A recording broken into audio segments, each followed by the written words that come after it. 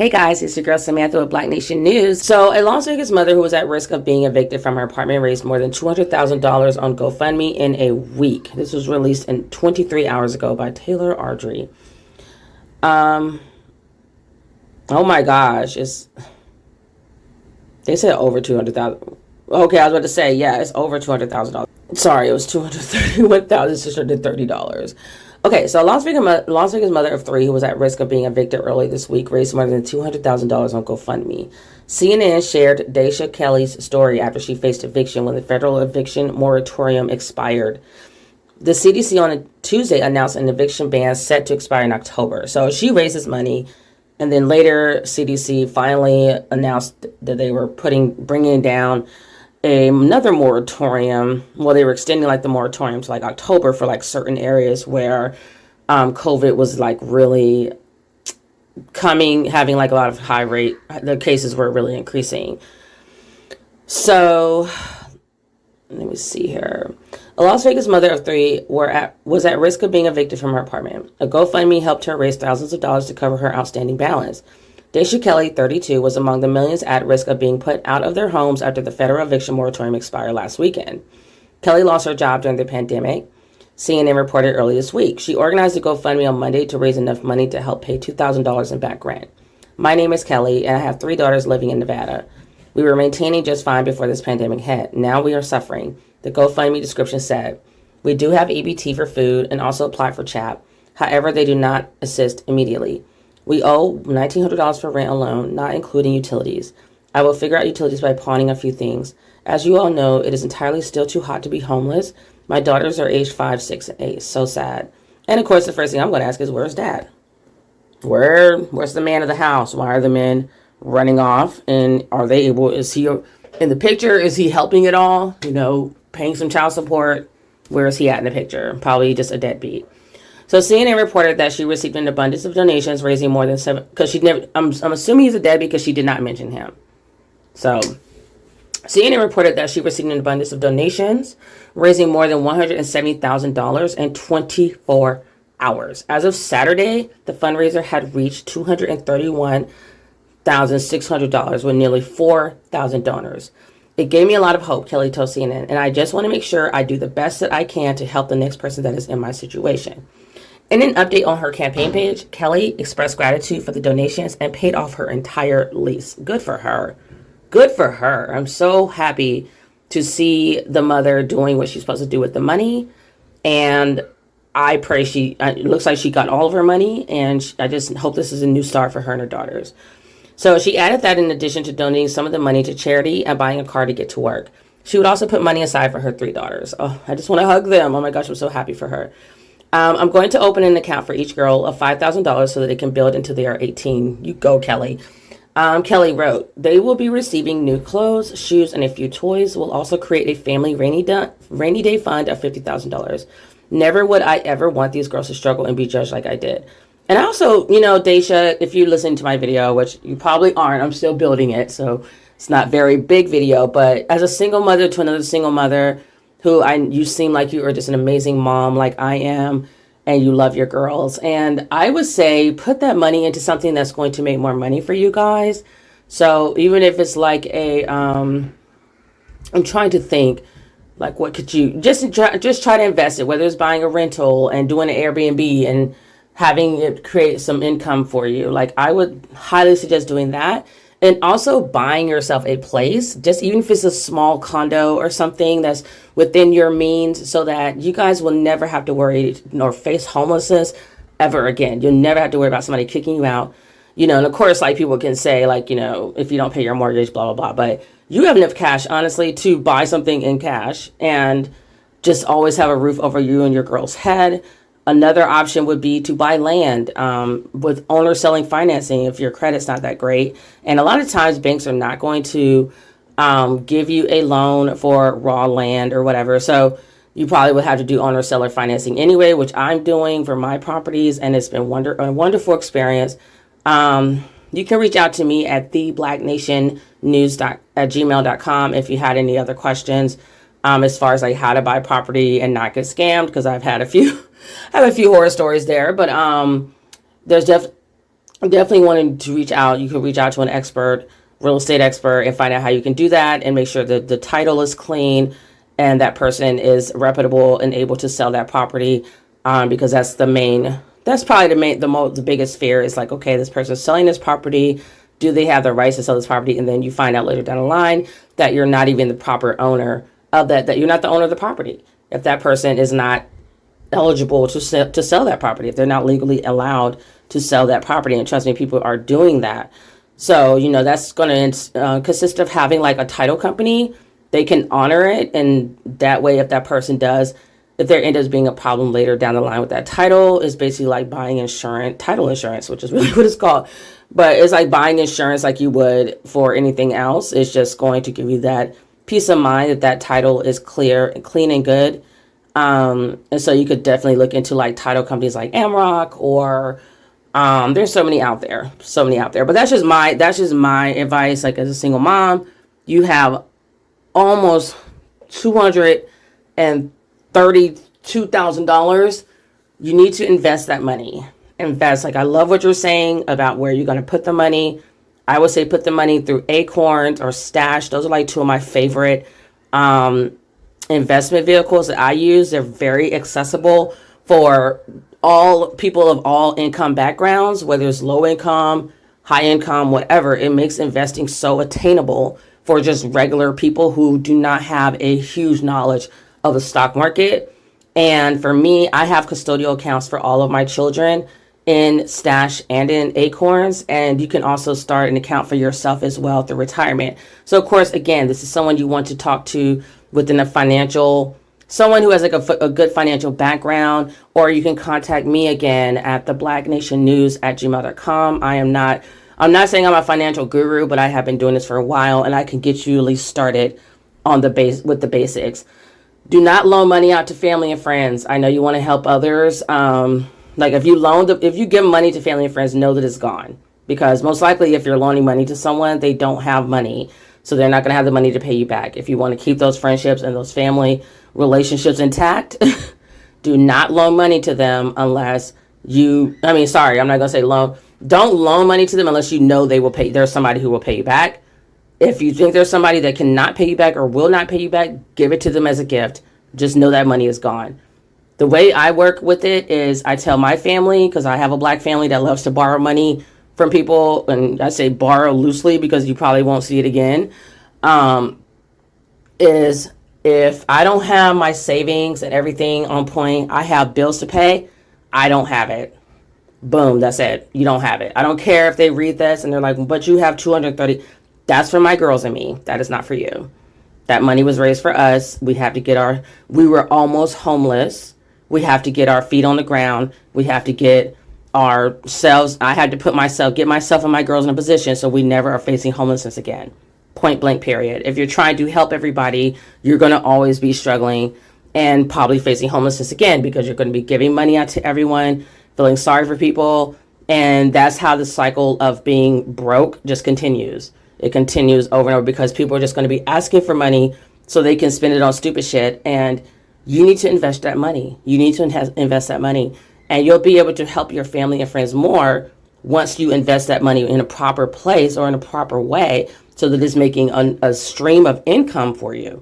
Because the average millionaire has 7 streams of income, if not more now. But this is the way it is now. You can't rely on, as you saw yourself, when the pandemic happened, you lost your job. I believe I read that in the CNN article. So you don't want to be relying on just one job, especially being a single parent, because you don't even have that second income to fall back on if you had a spouse or a partner living with you. It is just you. And I am speaking from experience. I really care about this story. And I'm going to speak out more for Black women, because this is something I'm a Black woman. I'm passionate about. This is something I've known I wanted to do for years. I feel like there's not enough people out there looking out for us or being a voice for us and being a positive voice for us and trying to really help us. So I'm going to be doing this. I don't care how much backlash I get. I lost a few subscribers in my last video when I told Black women to divest. I stand by it. Divest. And I'm not saying white guys are going to be a fairy tale. I'm saying you need to consider all your options of all races of men and all different ethnic backgrounds. And even if you're bisexual, you may want to date a woman or marry a woman or whatever. Black women have to be the main ones keeping our options open, because statistically, we just have the lowest rates of marriage. The black men that we were trying to be loyal to, there's just not even enough of them. Even if we wanted to just stay loyal to just black men and only marry them, there's not enough to marry. And we deserve happiness too. We deserve to be married too. We deserve to walk down the aisle as well. We deserve to have a partner in life who helps us pay the bills and to raise the kids. Point blank, period. I don't care. Black men have been doing it for too long, and they're sitting here trying to be mad, and they have the audacity. To me, it's like, you have the audacity to sit here and tell us not to go and divest, but you're married to a woman of another race. Or you're dating, you laugh and talk about with Vlad Godfrey how you sleep with like lots of white women all the time. You brag about that. Women of all races. This we're done. We're done.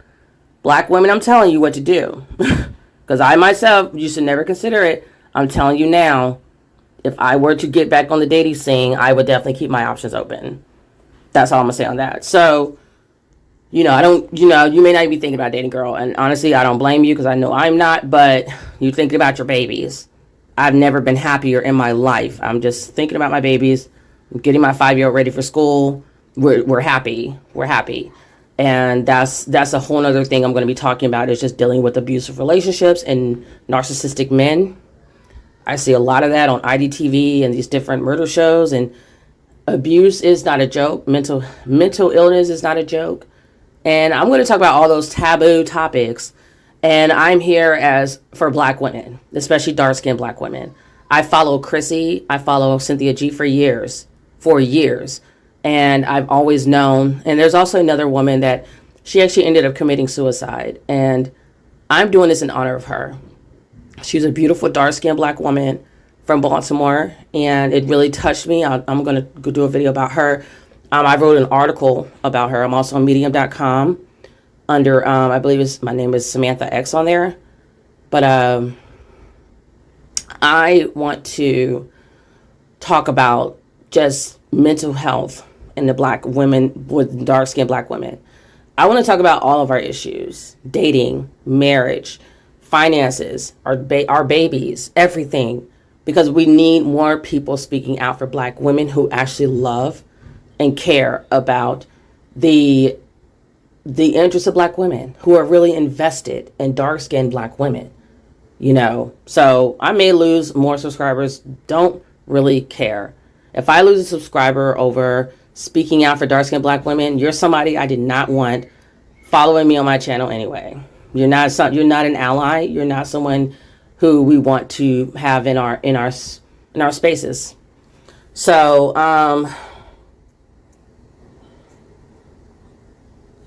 let me see here.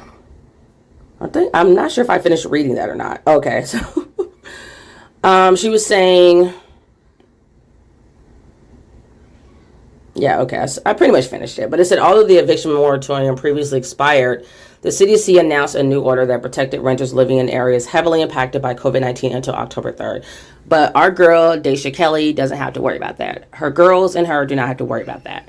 So, Dasha Kelly, congratulations. I'm so happy for you.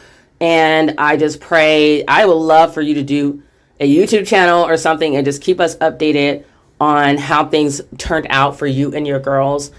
I'm telling you, girl, like, if you have any questions, because I'm all about being a minimalist and living frugally so that you don't have to depend on men or, anyone else ever again. And it's really about making sure you're giving that stability to your children and keeping a roof over their heads and keeping them safe and sheltered and loved. And I follow like the tiny community. Homesteading is really big right now, getting back to basics, growing food from the earth, and not really worrying about, having to rely on grocery stores, because we saw what happened when the pandemic shut down. There's this food, even in especially in the black community, there's these food deserts.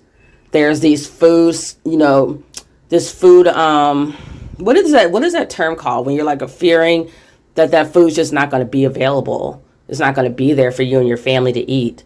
And I don't know if I talked about this already on my videos, guys, but my grandmother, she grew up on a farm. She had a huge garden. I mean, I don't even really remember her even going to grocery stores. We ate a lot off of the land, and we can do that again. There's a black woman I'll feature on one of my other videos who actually teaches her, I think it was either just her or her and her husband. They teach black people how to farm and how to get back to basics, how to get back to agriculture. We built this whole country, people. We came from Africa. We know how to farm. It is in our bloodline. It's within us. And we can do it again. We're very intelligent people. So I was more than happy to do the story because a lot of the stories I have to do are just so depressing, but I have to do them. They're like really sad. But I will tell you this. I will be focusing more on dark-skinned black women, especially. Like, of course, my videos will be for black people as a whole. I'm all about uplifting the black community as a whole, but I'm also all about helping the people that need the help the most. And of course, me being black, I would love for the entire black community to be strong. So it may be tough love. It may be said in a way you're not loving it, or you may be thinking, how do you want the black community to be strong, but you're telling black women to go outside of their race? Black men, you have a lot of work to do. You have a lot of work to do on yourselves. And you don't want to change. You're narcissistic. You think you're right at all costs at the expense of black women. I'm here to tell you, you have a voice. You're going to be having someone to reckon with because it's unacceptable. And I'm going to be speaking out for black women because I'm tired of watching us fail and struggle when we're such good people. I know too many beautiful black women out here who are single, and they're dark-skinned black women, but they're single and they're struggling. And even the ones who are light-skinned, doesn't really matter because I'm not here for that colorism crap either. But even the ones who are light-skinned, they have husbands, but those husbands are not a prize. They're not great. And honestly, men are not a prize anyway. That's bullshit. Like, I'm new to some of this stuff. I'm like, what? Like, what? When did men become a prize? When did that become a thing? Like, what the hell? And my ex said that to me, and that's when I knew we were over. I was like, excuse me? Yeah, we have a problem. Because all the time I was growing up as a little girl, my dad, my grandfather, all the black men in my life, like, I've never heard that before. I never was taught that. I never got the impression of that. If anything, it was the women who were the prize. My dad, for my mom's birthday, even when they weren't married, he used to come over and help us celebrate our mother's birthday. It was this big deal because, little kids don't have money to buy things for our mom. But we would take her out to dinner. My mom would celebrate her birthday for an entire month. An entire month. We would be giving her breakfast in bed. She'd be going out to dinner. We would just be catering to her for an entire month. Because she is the woman of the household. She's the mother. She gave birth to all of us. She gave my dad us as that's his gift, is his children. He wanted a large family. He wanted kids, and he got my mother. And that's what I grew up with. My grandfather, he worked, and my grandmother did not. Like, the whole time I lived with her for 3 years while my parents were overseas in the military. My sister lived with my grandmother for 7 years. My grandma didn't work. She had her garden. She tended to her garden. She took very, very, very good care of us. And my grandfather, he worked. They were heavily in the church, of course, but I didn't see my grandma work, like, ever. She was basically a stay-at-home grandma and stay-at-home mom. And she was able to do that because her husband worked. And so that's what I grew up around, was men being men and women getting to be women and resting in their femininity. So this new age stuff, not only am I not used to it, but I'm not going to get used to it. And I have all sons, so I raised them to be the way they're supposed to be in society. So whichever woman marries my children, they're going to be very lucky, very blessed women, because I've raised my sons right. That you're a prize crap, we're not doing that. Men are not the prize. That's BS. That's silly. And God said for a man to find a wife is a good thing. He didn't say for a woman to find a husband is a good thing. I mean, that is a good thing, but it's not. You're supposed to be chasing after her, pursuing her, showing that you're going to cherish her, because that's just the way it is. Men are the ones who like the chase.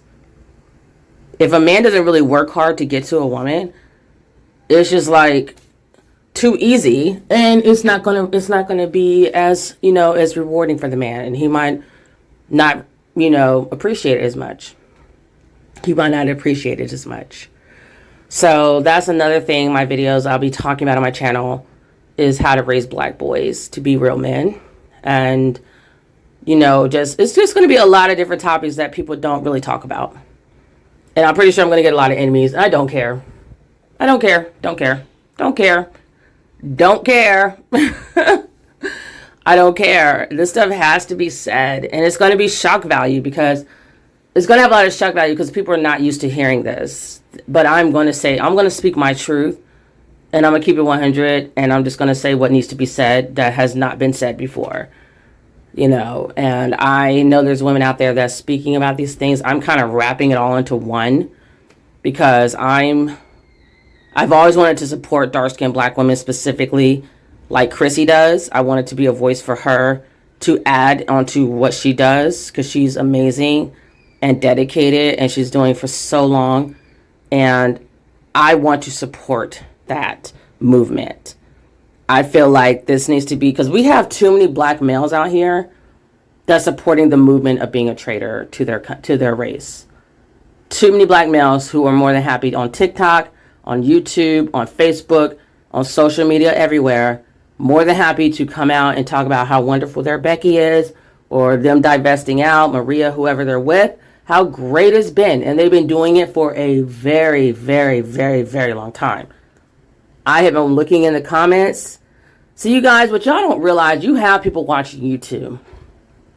Black men, you have women like me, black women who've been watching you also. And we've been hurt by what you've been doing. We are angered by what you've been doing.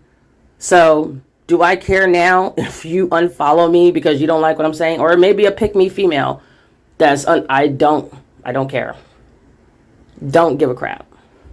I just want you to know that. Like, when you angrily hit that unsubscribe button, promise you this, I will be unsubscribing to you too. Like, I don't need to like everything someone talks about to follow them. I'm really not usually petty. So it depends on how I feel. But if there are certain things you said that I feel like your videos are always kind of like crapping on black women or talking about black women in a negative way, you most likely will be unsubscribed. I will leave your channel. If you're someone like Phil, yes, I was hard on Phil in the last video, but I had to be. But it just had to be said. The things I said, it had to be said. I don't see myself unsubscribing from Phil, because like 90% of the stuff he talks about, I agree with it. I am supportive of that. I love Africa. I plan on going to Africa. I really would love to own property in Africa one day if my financial means allows it. I'm proud to be an African, and I follow my DNA and my bloodline. I know my family's from Kenya, and so we're East African. So there's nobody in the black community or anywhere is a monolith. I know people like to make us seem like we're like this stereotype. None of us are a monolith. So there's some things I'm going to like about some people that have channels, and then there's other things I may not like. It just depends on how much I don't like your stuff. Like, if it's usually I don't like your stuff versus majority of the times I do like it, that would determine if I will continue to follow you or not. There it is. That's it. I'm not really one to be petty and be like, ugh, unfollow, just because he unfollow me, I'm going to follow him. I don't know if I would be doing that. I really don't even look at like who's following me or not following me anyway. I don't really look into all that. I'm doing this because it needs to be done. And everybody who has a voice out there, they have a voice for their own reasons, and they're letting their voice be heard. Well, I'm going to let my voice be heard because it needs to be done. Black women, dark-skinned, beautiful black women, we need to be supported. And unfortunately, that support is not going to be coming from our men. It hasn't came yet. It hasn't come yet. They always say, oh, they're not, all black men are not bad. Kind of like all cops aren't bad. But no one sees where the good cops are. Where are those good cops? Where was the good cops when Derek Chauvin had his knee on George Floyd's neck? Where were the good cops? Who stopped him from murdering him in broad daylight for 10 minutes in front of everybody, the entire world? Who stopped him? Where was those good cops? There was three. How many? There was like 3 or 4 cops standing there. So that's how I feel about black men. I'm like, where are the good black men who are speaking out for black women and saying, you know what, black guys, stop doing what you're doing. Whenever I see a few black men who kind of try to do that, I feel like you get way more vitriol from black men saying, hey, you're a simp. He's cupcaking. He's doing this. He's doing that. He's, what do you call it? Panhandling or playing up to the black women, trying to getting their draws. Like, there's always a lot of negativity for that one black guy. And then I think they, to the point, kind of run him off. They'll terrorize him enough that he'll stop making his videos or he just disappears. So to me, it looks like there's more crappy black guys than good ones. Prove me wrong. Prove me wrong. You know, if I'm not telling the truth, prove me wrong. I don't see that happening. I don't see y'all proving me wrong at all. I see y'all sticking to what you've been doing for a very long time. And so now you have another black woman coming out to take care of my sisters and make sure we thrive and excel in this world. And I might soon have my sister on here as well. She's not dark skinned. She's actually light skinned. So the colorism stuff has no place here either. It has no place here either. My sister totally supports me. I love her to death. She's my best friend. My absolute best friend in the whole world. And she's going to be joining the channel in probably on, because we had these great discussions and we've always been talking about we need to come on YouTube and have these conversations in public so that people can learn from them and we can offer our support to the community and to the people who are hurt the most. Because black people are at the bottom already, but then you got the black, dark skin, especially the black women, then you got the dark skinned black women. It's too much. It's too much.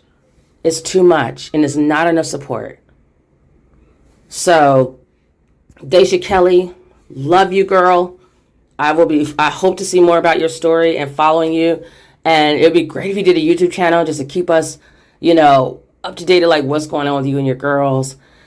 And I'm telling you, girl, protect that money. Do not lend that money out to people.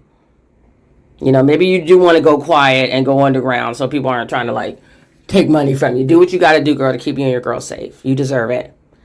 Okay, guys, so thanks for watching. Make sure to leave comments below in the comment section.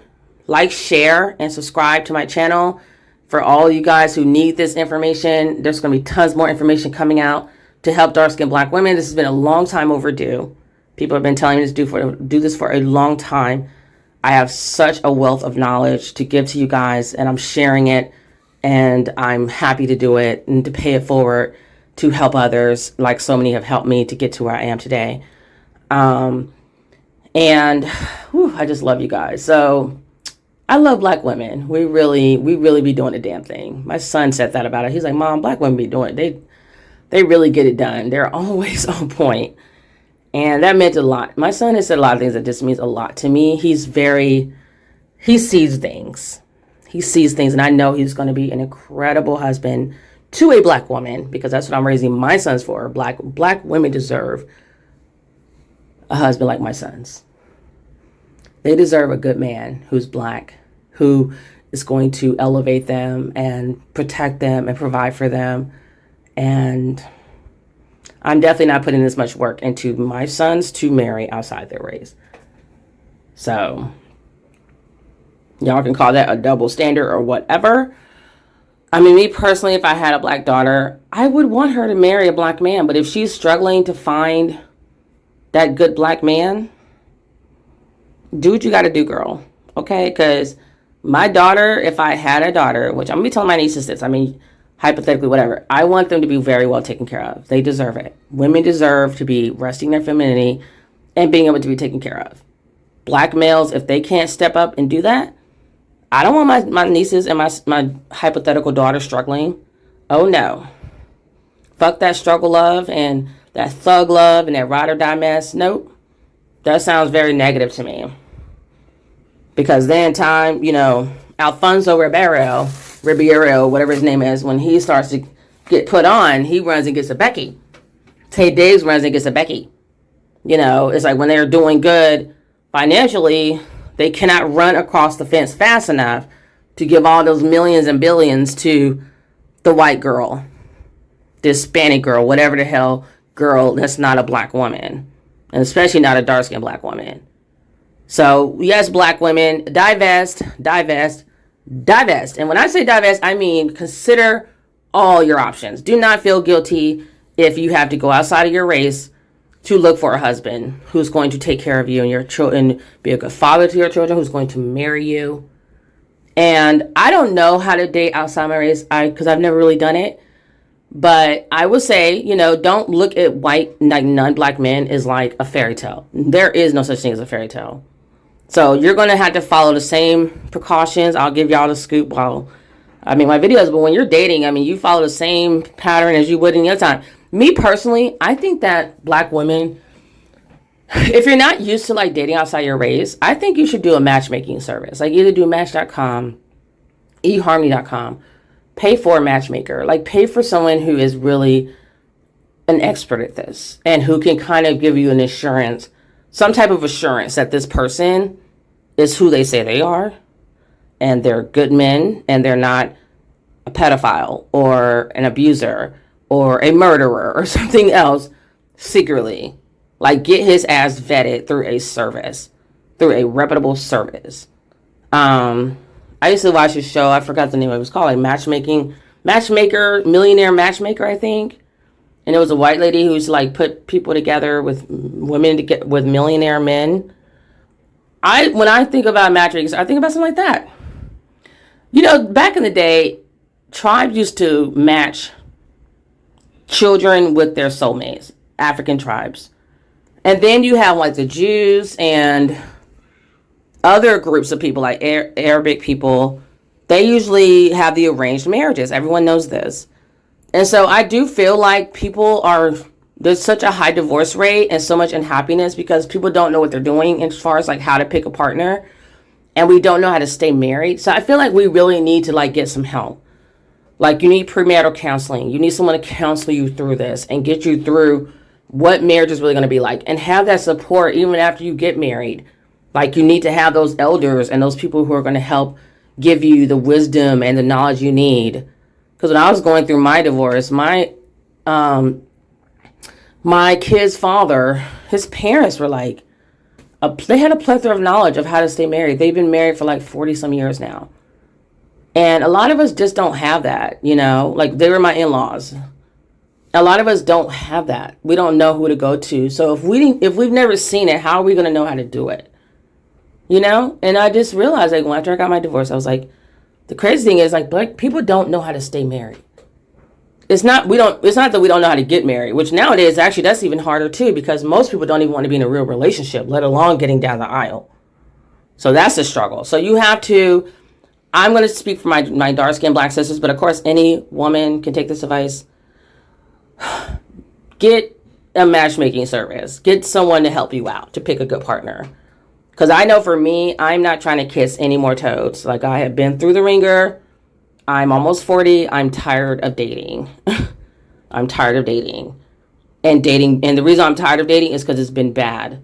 It's been bad experiences. So me personally, I'm going to get help. And I'm not saying that that's going to mean that it's going to be perfect. But I definitely feel like it's going to be more promising than if I try to do it on my own. I don't know what I'm doing apparently. And nobody else does either. We don't know what we're walking into when we go on these dates with these guys. No matter where you meet them. People try to shit on online, but I'm like, people were murdering their partners before internet was even a thing. People are just crazy. So it's not about that. I just feel like you definitely need your background checks. I'm like, if the technology exists, use it to your advantage. You need your background checks. You need to see who this person really is. And some people even get the background check and they still don't know who this person really is. So, they really need to be vetted. Like, talk to their family members, talk to their friends. Who is this person really? What is their track record when they date? Are the girls being abused? Because there's some people who come out like, oh, some girls are like, look at this. I watched a show yesterday, and this guy was a military guy. He was a Marine, which, I'm sorry, but they could be a little bit crazy because of what they've seen while they served. But a lot of women were like looking up to him because they're like, oh, he's a military guy, so we trust him. That's just not something that you can like assume anymore. You couldn't assume it then, and you really can't assume it now. the morals and values have really just gone downhill. So, and this is me coming from me as a veteran.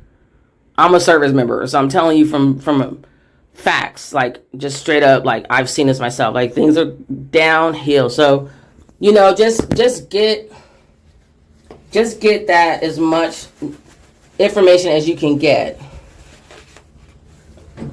Get as much information as you can get before you move further with that relationship. And I'll be talking about it more. There's so much to cover. So, but so yeah, I know I was doing this video for Dasha Kelly, and I'm still so happy for her. I will talk to you guys soon. Take care of yourselves and each other. I'm really gone this time. Peace.